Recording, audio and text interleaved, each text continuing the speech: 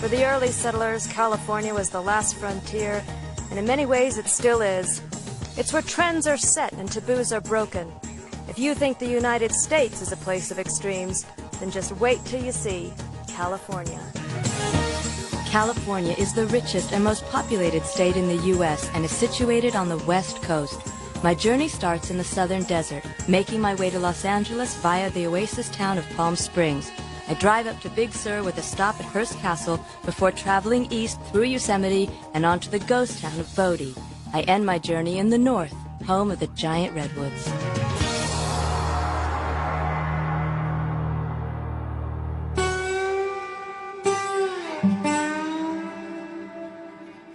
California is the third largest state with a population of 34 million. But if you want to escape the crowds, just head for the state's 40,000 square miles of desert. Joshua Tree National Park, 800,000 acres of desert, and most of the park is over 4,000 feet above sea level. And this is my guide, Scott.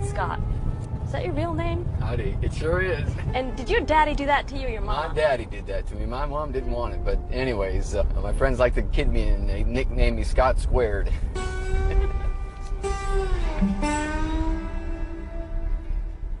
So how did the trees get their name, Joshua Tree?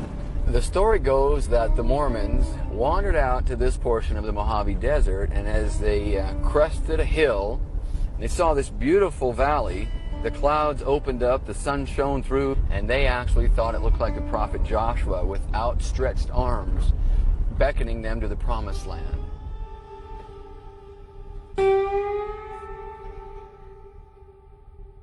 How much rainfall do you get in Joshua Tree? We average about 3 to 5 inches up here. This is the Mojave Desert. 3 to 5 inches a year, and we're in our our second year of less than 2 inches of water. Just show you a really cool place. What is that? This is an old adobe that some of the miners used to reside in. It was built around the turn of the century. See how thick the walls are. Way back in the late 1800s, the law was basically the sidearm that you carried around your waist. So the men that built their homes would actually have these little rifle holes. So if somebody was approaching and they didn't know if they were friend or foe, they'd stick a rifle out this thing and say, "Hey, that's far enough. What's your business?" Boom, dead.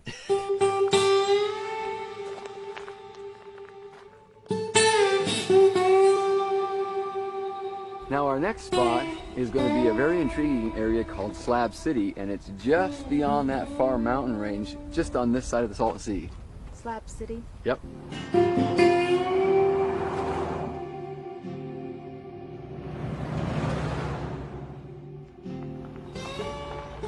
Why is it called Slab City? Way back during World War II, the government came out here and set up a training facility, and they poured dozens of these concrete slabs. Once they had no more use for this area, they removed almost all of their equipment, sold it off, or took it away, and all that was left was these concrete slabs that are dotted throughout. So all these people who are living here, are they squatting on government land? Basically they are, and the government has left them alone because there's really nothing out here for them to bother. Slab. Yeah, they don't mind the heat, and I think they want to be left alone from everybody. Hello, hi. Oh, they're friendly. Yeah, they really are. Why don't we get out and chat to some people? You call them desert rats. Is They're that an real ice cream character. truck? Yeah, it is. Let's go for it. There's an ice cream truck. I'm surprised he's not being hijacked. Oh, this is exciting. It is. Oh, this is really good news. What is that? It's a big cross. That is Salvation Mountain. A gentleman named Leonard Knight started building that about 15 years ago. Hey, Leonard. Hi. How's it going? Oh, real good. I'm glad to see you. Good to see you again. This is I'm Justine. Nice to Hi, meet Justine. you. I just got done painting, This is Leonard. but I'd like to show you. I'd like to give you a tour. So you've been out here for 16 years, Leonard? Yes. it looks like God's been your inspiration. Yes, God. In 1967, all of a sudden one day, without loving God, I started saying, Jesus, I'm a sinner, please come into my heart. And I said that about 12 times, and tears came to my eyes. So I wanted the whole world to repent to Jesus and say, Jesus, I'm a sinner, please come into my heart. And that's the basis of the whole mountain. I let my mountain do my talking. We're going to the tippy top? Yeah, and right here, be careful, kind of. Okay. Oh, what a great view you have from up here, Leonard. And it took a lot of freedom to build this. Did you just show up and start painting the mountain? Did you have to Yes. get permits and things, or? No permits, or never signed any red tape or anything. And I think that's what freedom is all about. So you want to turn it into? I want to turn it into a national monument so it'd stand here. I had a lawyer tell me that I don't own the land, so anybody with a lot of money can take the mountain down in the years to come. And the young kids of the country are putting it on the web and on the interstate. To get people to spread the word, to leave the mountain and leave the people living here in Slab Yes, City and leave them alone. And they write into senators saying, save the mountain. Oh, I'd like a copy of that paper. Boy, would I like to give you Okay, it's a deal. One of the things I really like about this great big God is, and that big love down there, nobody wants to argue with that. I could hug everybody in the whole world, really. Could you hug Everybody's me? treating me good. Can you hug me? Yeah, I sure can. Oh. Next stop, Palm Springs, an artificial oasis in the middle of the desert and playground to the stars and idols of Hollywood's golden era.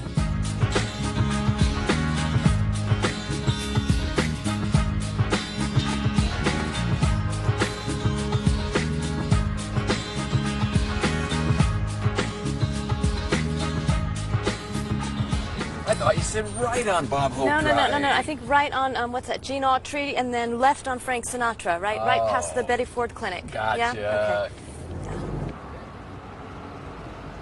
Famous place? Thanks, Scott. Right. Thanks, Justine. If you want to experience a luxury hotel, then the best thing to do is to come to Palm Springs in the off-peak season, which, needless to say, is summertime. It's like 120 degrees in the shade, and even a nice place like the Ingleside Inn cuts their rates 50 to 70%, right? That's what I was told on the correct. phone. And you would be. Justine Shapiro. I have all your information. I'll Okay. just need a signature. All right. We have the champagne in the refrigerator for you. This is a list of some of the guests that have stayed here or frequented our Okay. dining Wow, rooms. very impressive. Fantastic, right. And you are staying in Billet 10. Thank you. And there's a shower in the room. Oh, there's a sunken tub with whirlpool baths. Oh, yes, excellent. ma'am. A lot of really amazing people have stayed here. Lucille Ball, Marlon Brando, and Joan Collins, Joseph Cotton, Salvador Dali, Madonna, Daryl Zanuck, Ian Wright. Who's he? In its heyday, the tennis courts at the Racket Club were the place to be seen. Former manager and mayor Frank Bogart still remembers. Being this close to Hollywood, Yeah. we had all the Hollywood people come across us. Like Marilyn Monroe was discovered here. No. She was just another pretty little girl around, you know. All the little starlets would be walking around the pool in bathing suits to show what good figures they are, and the producers and directors would be looking at them. They were hoping to be discovered. I think during that period we had more fun than we've ever had since. And whenever there was a party at anybody's house, they'd all go to the party and end up at the Racket Club. Everybody ended up at the Racket Club. On every Friday night, I'd put on a show in the dining room, and I'd get some local entertainer to start, and he'd do it, and then I'd get Bob Hope and Bing Crosby and Phil Harris, and I'd have $1 million worth of talent here in the club.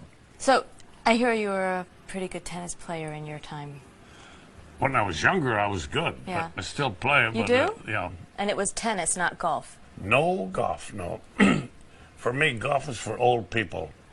I'm only 90, and when I get to be 100, maybe I'll take it up golf. You get a girl's racket. girly racket, okay. So Yep. who's going to serve first? You serve first. Okay. And I'll just take 3 balls Okay. and walk over at this end. You walk over at that end. All right. I don't want to make him run around too much. I think I'll take it easy on him. Ready, Frank? Okay, here we go. Here it comes.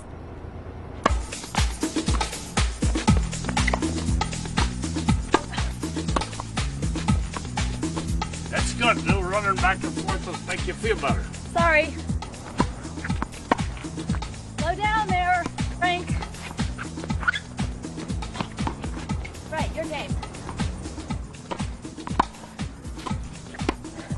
Wait, Frank. Time out. Be ready now. This is match point.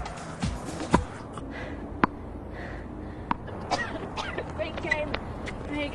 Thank you. That was good. Want to play again tomorrow? Yeah, I don't think so. Palm Springs is one of the weirdest places I've ever been. It's a totally artificial paradise.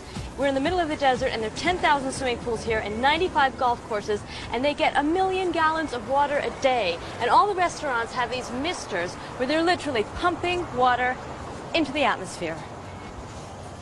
A lot of people think of Palm Springs as a glamorous place to retire. It's attracted a large elderly population, otherwise known as the Gucci Grannies, and they've been followed by an army of plastic surgeons, manicurists, hairdressers, and some fabulous stylists, darling. At Patsy's Closet, Frank Fowler sells clothes that reflect the wilder side of Palm Springs, past and present. Hi. Justine, How did you know my name? You recognize me from the show? you left these the last time you were here. It looks like there's lots of showgirl stuff here. Where do you get all this stuff from, Frank? Oh my God, from everybody. I just take what I want. I have a wonderful reputation. How long have you had this shop, Frank? I opened this store 6 years ago. I love clothes. I love to dress. And I like taking people's money. Is plastic surgery big in Palm Springs? There's a lot of plastic surgery. 4 years ago, my face needed to be pulled up so I could put on that awful smile. But you must have had a very good plastic surgeon. Well, he's rebuilding my whole body. He took my stomach, which was a 38-inch waist, and did fat replacement. Wait. Right here. This is my stomach.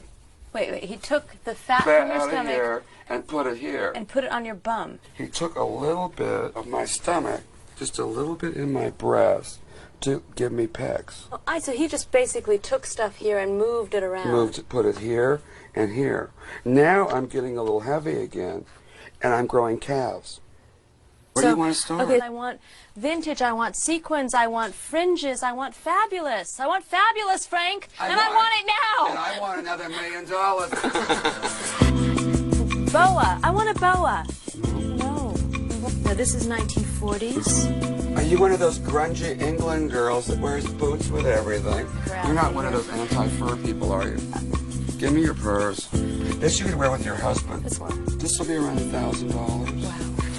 Since you're in Palm Springs, a great gypsy look. See, that's a great skirt. And it's versatile, too. That's what I Well, like about it. yeah, this could be good. I could wear my gypsy costume when we do this. Oh, that'd be fun. It would be like a team. I'll get the Now- hat.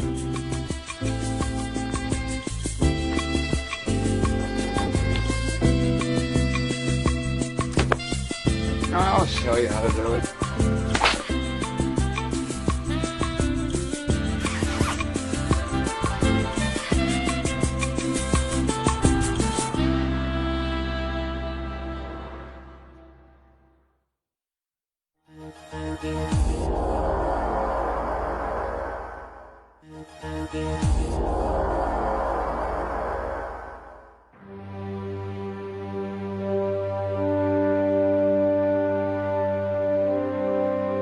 The area just outside of Palm Springs is a natural wind tunnel. 2 long mountain ranges, each side of the flat valley floor, concentrate the breeze from the coast into powerful winds.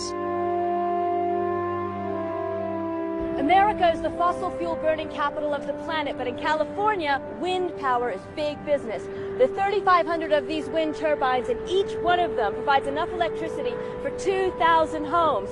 Believe it or not, they cost between $250,000 and $1 million apiece, and they turn a profit.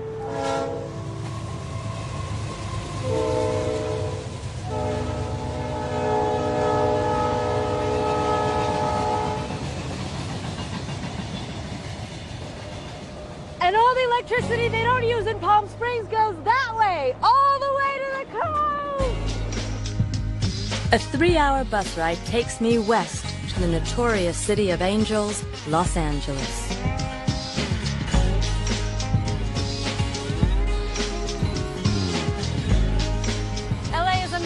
city. There's no center. It's spread out over 1,000 square miles. Face it, there's only one way to get around this town. And considering that I'm on a budget, thought I'd rent something modest, you know, to go with the whole backpack look.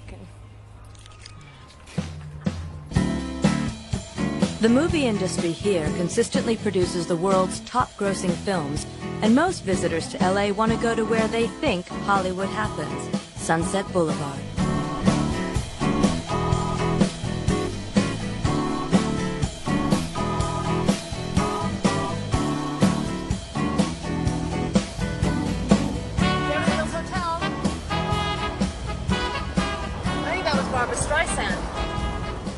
Schmancy, isn't it? There's a Mexican gardener. Where would LA be without its Mexicans? Obviously, Los Angeles has got one of the highest concentrations of movie stars and TV stars in the world. And you can get these star maps if you want to try and spot the stars. Movie star mapas. Movie star map. It's a movie star map. Sí, todas estas artistas se ven. Oh my gosh, look at all these stars. How much is one of these? $7. $7. Okay, I want to see stars. How do I see stars? ¿Hablas inglés? You speak English? No. No? Just off Sunset is Bel Air, famous for its concentration of billionaires. They have their own gates, their own security force, and no sidewalks. Face it, for the outsider, there's not a chance of meeting another living soul.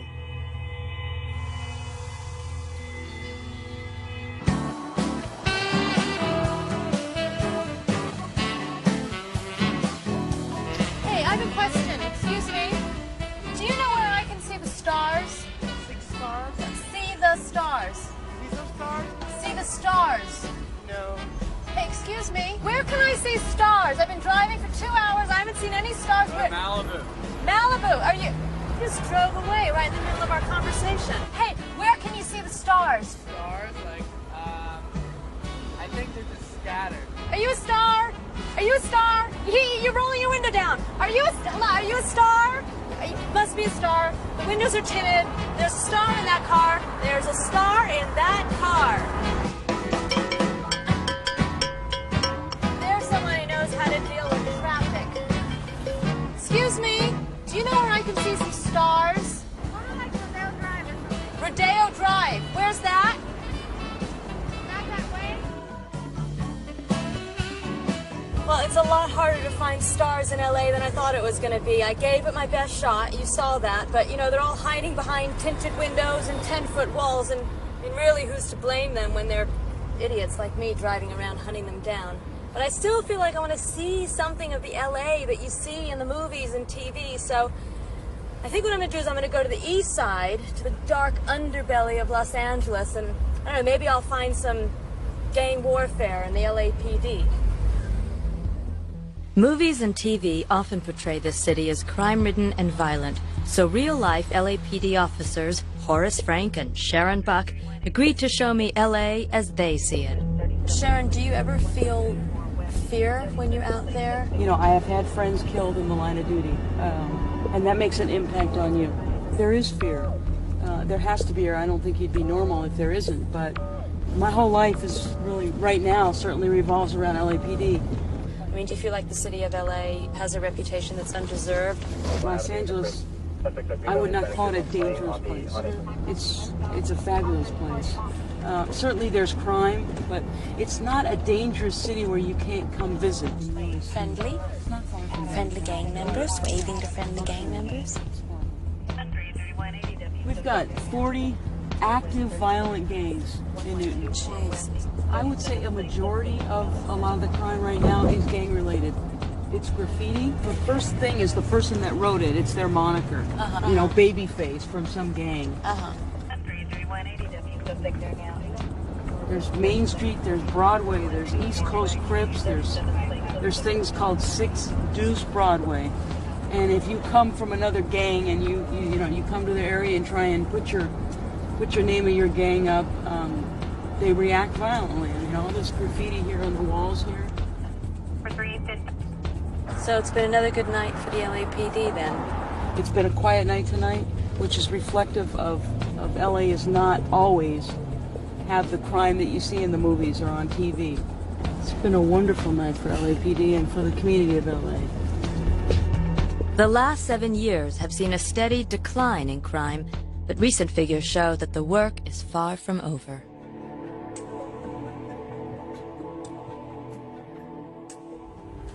Los Angeles is a place where what goes inside is almost as important as how you look outside. Almost. Most people here prescribe to the "my body is my temple" religion, which means that organic foods are becoming totally like a way of life. Yeah, including organic coffee, which is really good.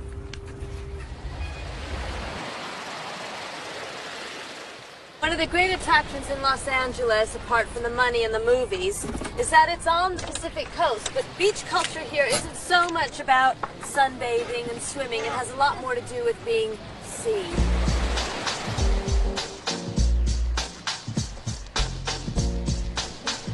Year-round good weather means that these Santa Monica boardwalks see up to 3 million Angelinos annually, enjoying the sun, working out, or just showing off their bodies.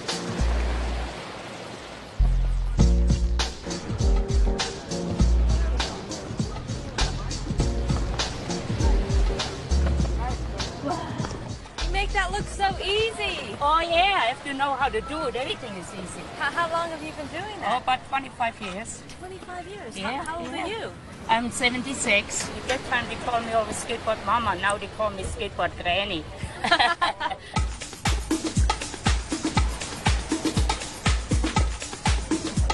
And someone always takes posing to the extreme, like Debbie Merrill, skating champion and inline teacher to the stars.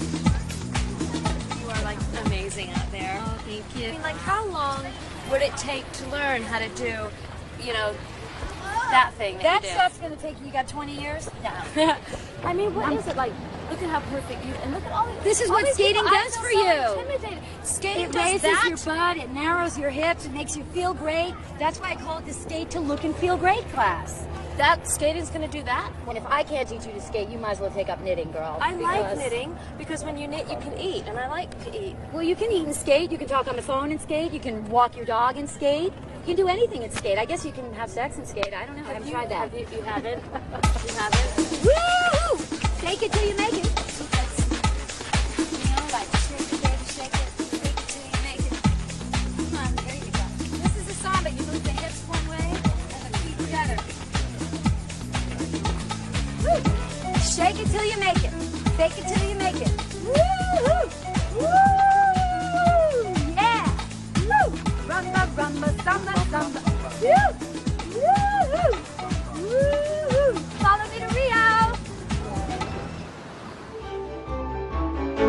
Leaving LA behind, I head up the coast on California's famous Highway 1 towards Big Sur, stopping off at Hearst Castle.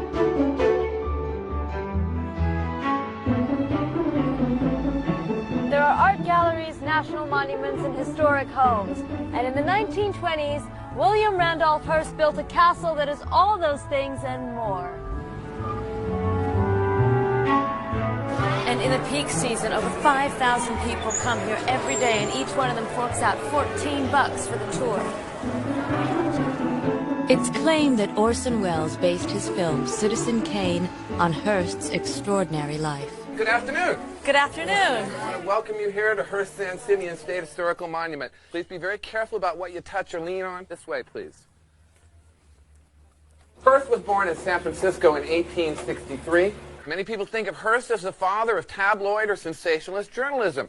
He says when a reader looks at the first page of a Hearst publication, we want them to say, gee whiz. And if by the time they get to the third page they are not leaping from their easy chairs and shouting, great God Almighty, we will consider the issue to be a failure. Tabloid journalism. This is great. We've got a former hippie showing us Hearst Castle. 345,000 gallons of water in this pool, 1.3 million liters, and Hearst kept it all heated to 80 degrees year-round. This is the front of the main house. It is designed to look like a church, and he's built a sort of a fairy tale version of a southern Mediterranean village. A typical misconception about Mr. Hearst is that he was going to Europe with a crowbar and a checkbook. This is not true. He was perhaps providing the motivation for the art dealers in New York City to go to Europe with crowbars and checkbooks, But he really had an opportunity to actually go to the source and acquire these items. There are 3 guest houses on the property. The thing about coming to the Hearst Castle in the summer months is that it's just back-to-back tours, and they move really, really quickly. I have to look and take it all in very, very quickly. Beautiful, beautiful ceilings, beautiful bed, beautiful bureau, beautiful lamp, beautiful table, beautiful chairs. On to the next room. Gee whiz. This was the room where the guests would gather for the cocktail hour before dinner. This is a 500-year-old representation of a Roman general from 2,000 years ago. The tapestries at the ends of the room are quite a bit newer, only about 350 years old. And he gives his guests the freedom of the estate during the day, but one of the reasons that you got invited here as a guest was because he is hoping to have an opportunity to meet with you. So he required his guests to attend dinner. Now, once again, yes? What would it have felt like when he had his guests here? And like who? Like what? Who? Yeah. Who? Well, Hearst was inviting people here that were the movers and the shakers at the time. The Duke and Duchess of Windsor, the King and Queen of Greece, Bob and Dolores Hope, Clark Gable, Cary Grant. Charlie Chaplin was here so often that he became known as the court jester. Gee whiz. At one time, the Hearst family owned Comstock Silver, Homestake Gold, and Anaconda Copper, the largest silver, gold, and copper mines in North America. See, it pays to pick your parents, doesn't it? The ketchup and the mustard are our attempt to be historically accurate. Some of us like to think that Mr. Hearst is trying to evoke his boyhood camping experiences by eating from Mom's camping china and setting the condiments out in grocery store bottles as perhaps his mother had the table set when he was a boy. I had a lady ask me once, was he a happy man? I said, well, you know, he lived to a ripe old age. He knew everybody in the whole world who was famous and basically had all the money that he wanted. Please draw your own conclusions. This is Mr. Hearst's indoor or Roman pool. Do you have any idea how many millions of little tiles are in this room? Well, neither do I.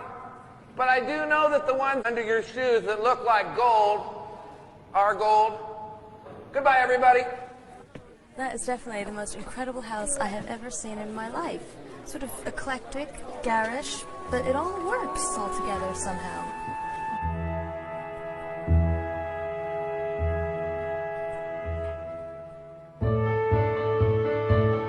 Southern California is great, but it can be a bit much. You know, everything's just over the top. Everybody's over the top, and I just want to stay somewhere tonight that's just like simple, basic, you know, understated, no surprises. Hello? Leopard skin bed. Good security system. Nice spacious bathroom. Oh, they've got hot and cold water. Yep, it's got everything I need. The Madonna Inn was built in 1958 by Alex and Phyllis Madonna, who wanted each room to have a theme. There's an alpine room, a western room, and of course, the caveman room. I just hoped I was Wilma Flintstone. I wonder where that came from. But the nearby town of San Luis Obispo has an attraction which is not to everyone's taste. There's a lot of unexplained phenomenon left in the world. The Bermuda Triangle, UFOs, legendary people. And the little town of San Luis Obispo has a mystery of its own. Bubblegum Alley. See, once upon a time, some guy was walking along chewing gum, and he took out his bubblegum and he thought, I'm going to put this on the wall and start something. Well, whether he realized it or not, he did start something because these walls are covered with bubblegum. And nobody knows what it is. Is it a community art project? Is it a temple to bubblegum? Is it a veritable petri dish to germs and viruses? I don't know. Nobody knows. But I think it's pretty disgusting.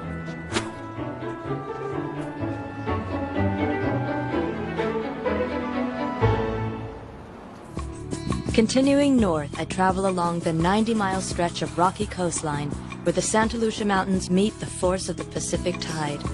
I'm on my way to Big Sur, an area that has inspired artists, writers, and poets like Jack Kerouac and Henry Miller, and is still an attraction for those who seek to find themselves.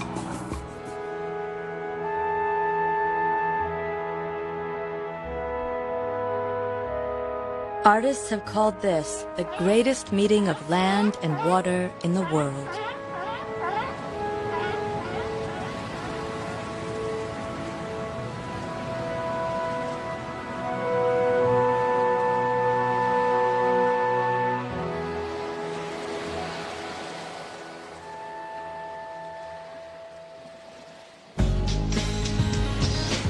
Leaving the coast, I head for the agricultural town of Gilroy, then on to California's most famous national park, Yosemite, to the gold rush ghost town of Bodie.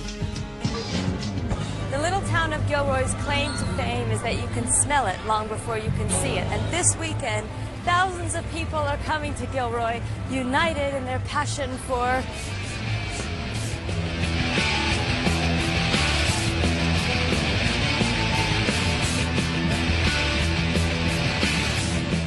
Our festival is fantastic, and our festival stinks. It stinks royal, and that's one of the most beautiful things about the festival. This town stinks. You can smell it from a mile away. When you drive in, you say, ah, that's the stink that tells me I'm in Gilroy.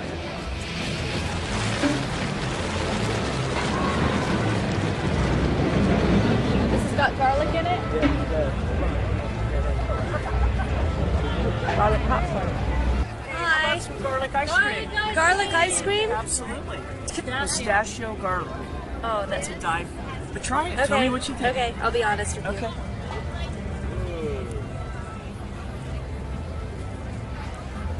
It's amazing. It goes through a whole bunch of different flavor sensations in my mouth. Absolutely. But the first hit was boom, garlic.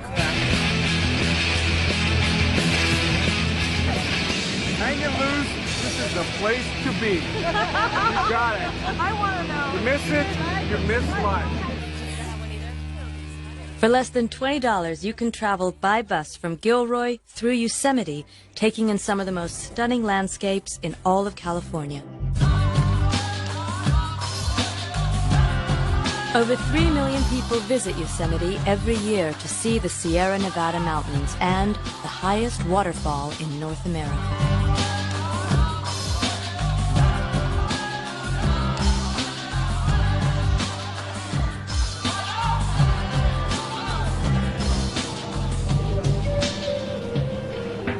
Do you think the people in California are different than people in the rest of the country? Yes. We're Californian. We do everything different. We're more extreme. We like our hot sauce hot. We like our beer cold. Californians are Californians. They do what they want to do, and they say what they want to say. California's the best. It doesn't get any better than this. It's our home. Northern California and Southern California have long been at odds, and at the heart of the conflict is water politics, none more so than Mono Lake. Even though this is the oldest body of water in North America, Southern California has been draining this lake for the past 60 years, creating almost irreparable environmental and ecological damage. But the good news is that in recent years, Southern California has given in to intense environmental pressure. They've started laying off the lake, and once again, the water's rising.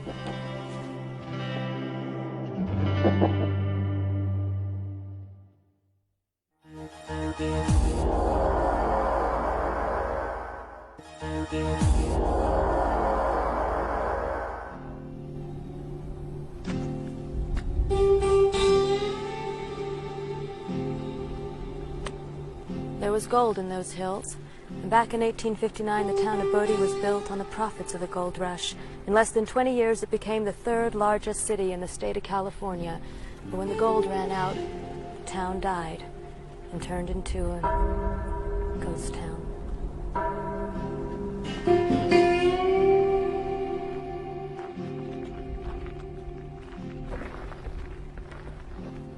Hi, I'm Justine. I'm Brad. Glad to meet you. Good to meet you. Come with me. I'll show you around. Great.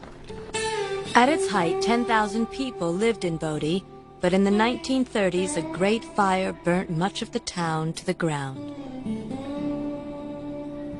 And this has all been left the way it was after what point?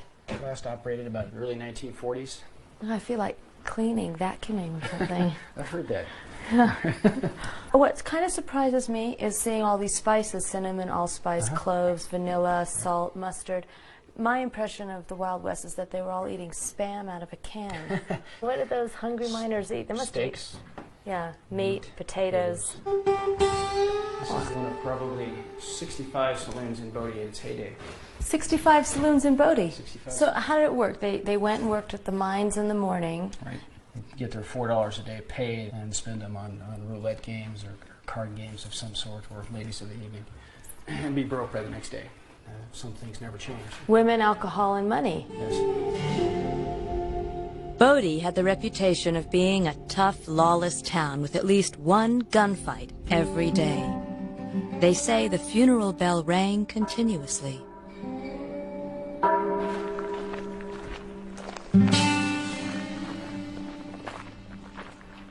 For the final leg of my journey, I fly north to Humboldt County, home to the highest concentration of giant redwoods in California and the hippie chill-out town of Garberville. Feeling a bit peckish. Up here's the Samoa Cookhouse, where I hear you can get a typical lumberman's midday snack. How are you doing this afternoon, ma'am? Fine, thank you. Well, my name's Tom. Hi, Tom. I'll be your server this afternoon. Have you been into the cookhouse before? No, I think you might be mistaken, because it's just me. Basically, do everything in the tradition of when there was a mill here. Mill workers were very hungry men that didn't have a place to eat, so they built the cookhouse. Cookhouse fed anywhere from 300 to 500 men 3 times a day. So we have the tradition of doing everything in big bowls, big platters. Pretty much everything's all you can eat. So we serve your meal up to you, and then you just go for it, and I keep bringing it until you say enough. I don't know where to begin. Imagine this how lumberjacks ate after a hard day's work.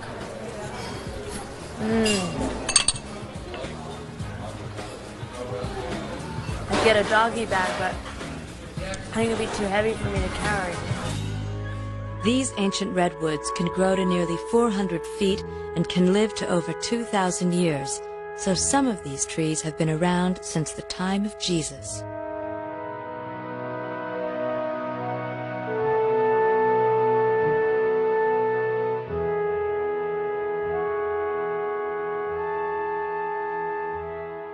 This was one of the tallest trees in this grove. It was 1,600 years old, and it grew to be 2 feet taller than Niagara Falls. And when the tree died in 1991, no one saw it fall, but the impact was so strong that it registered 2.0 on the Richter scale.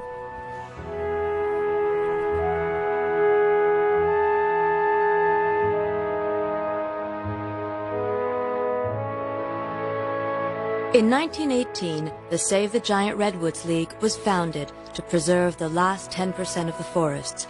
This grove was the first to be saved. The long and bitter feud with the lumber companies had begun.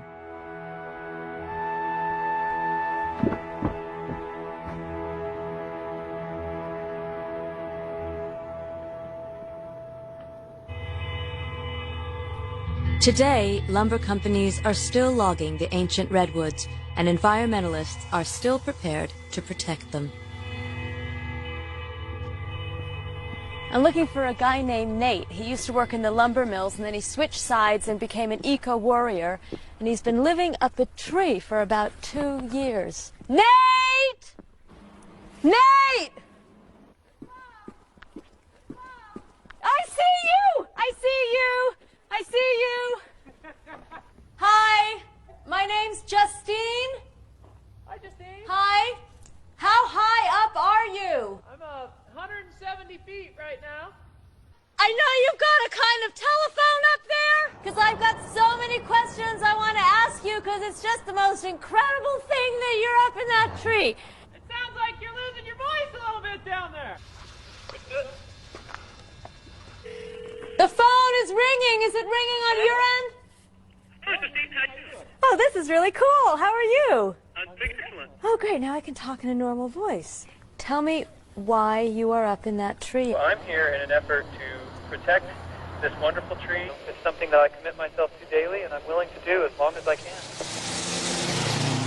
So, Nate, do you ever get scared up there? I mean, has anyone ever tried to get you down forcibly? People come by in the middle of the night, scream obscenities. I've had people shoot guns at me. My very first encounter with the loggers was extremely hostile. One of them yelled, "Oh, F it, I'm cutting the effort down!" Revs up his chainsaw and starts sawing at the base of the tree. And I can't tell you how quickly my heart started beating, and it was one of the scariest moments of my life. But 1,000-year-old trees are not going to grow back, certainly not in the lifetimes of us or our children. And they're too precious. We can't let them go. So, Nate, listen, the sun's going down. I should probably head back. What's the best way to get in touch with you? Well, the best way to keep in contact would be through my website. That's upatree.net. It's such a privilege to talk to you. Thank you so much for doing what you're doing, Nate. Take it easy, huh? Take care, Justine. Okay. Bye, Nate! Yahoo! See, some of us forest defenders often say, we love you! Yahoo! Oh, these forests go on forever, so if you're looking for any kind of mythical, legendary, elusive creature, you're gonna need some help. Bigfoot, or Sasquatch as the Native Americans called it, is said to inhabit this area. Some locals have their doubts, but Al Hodgson is convinced.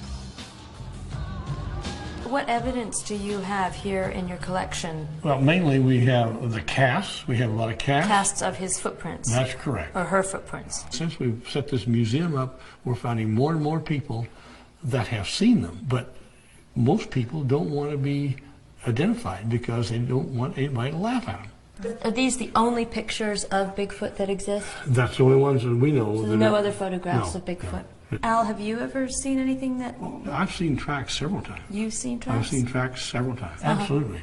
Have you ever heard Bigfoot? No, but I know of people who have, or say they have, and how do I know? I don't know what they sound like. Right. Ex-police officer turned Bigfoot enthusiast John Freitas leads expeditions into the forest. I'm taking some recorded sounds and broadcasting them through the speaker in hopes of getting a return call. Okay. You've experienced this before, sending out a scream and hearing it. That doesn't happen very often. Jesus! You didn't tell me to bring my earplugs! Jesus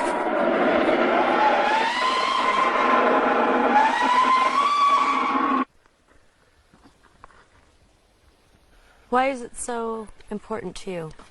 You know, I would love to videotape it. I would even love to see it. If I didn't have my camera, I'd just be as happy. John told me the best time for squatching is in the dead of night. Justine, let me go ahead and focus it up for you so you can have a look around.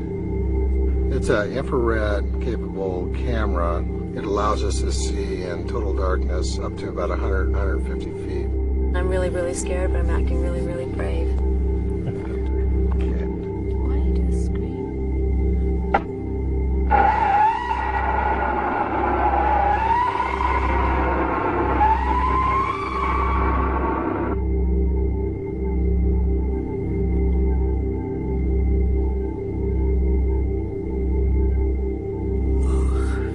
Should call it a night. Okay. Yeah. Yeah, I think you're right. That's okay. You've got to be patient, yeah? If it was that easy, everybody would be doing it. Right. Yeah. Next day in Garberville, I catch the Jaw Motion shuttle bus to the music festival Reggae on the River. Garberville is famed for its hippies and for its marijuana. What started in the 60s as a grow-your-own culture has become California's #1 cash crop and has earned the area the nickname the Emerald Triangle. So what's the Emerald Triangle? The Emerald Triangle is where everybody thinks marijuana is grown, but funny thing is, it's grown everywhere. The vibe is great. The vibe is the best, man. The vibe is good. Oh, I've only been here about an hour, but it's beautiful. There's such a good energy here. Like, the music's really good. I can't wait for the show tonight.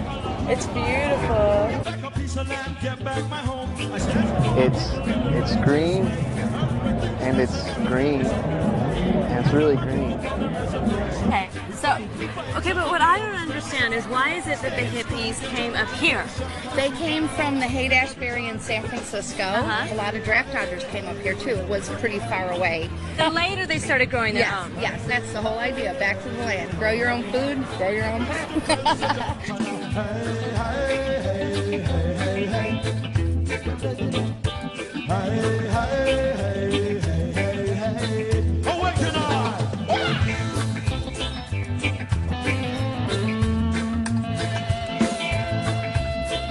Principle of one love, you know? No hassles, just a good time, smoke, party, relax, enjoy new friends.